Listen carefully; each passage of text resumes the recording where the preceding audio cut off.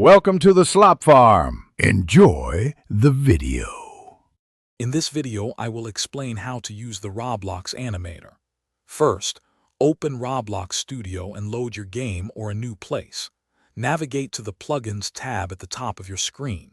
Look for the Animator button and click it to launch the plugin window. This window will be your primary workspace for creating all your character animations.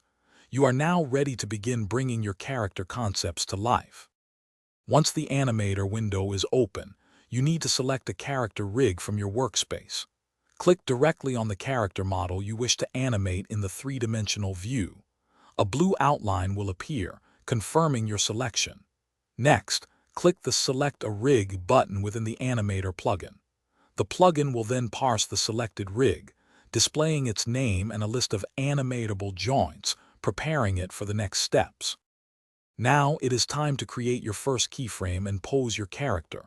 Click the Add Keyframe button on the timeline to mark the starting point. Then, in the three-dimensional view, click and drag on your character's joints like the arms or legs to position them. After posing, move the timeline slider forward to a new point, perhaps 1 second later, and add another keyframe, then adjust the character's pose again. With your keyframe set, it is time to preview your animation. Click the Play button in the Animator window to see your character's movements. You can adjust the playback speed by dragging the slider, perhaps to a value of 0.5 for a slower motion or 2 for a faster one. When you are satisfied, click Save to keep your animation data.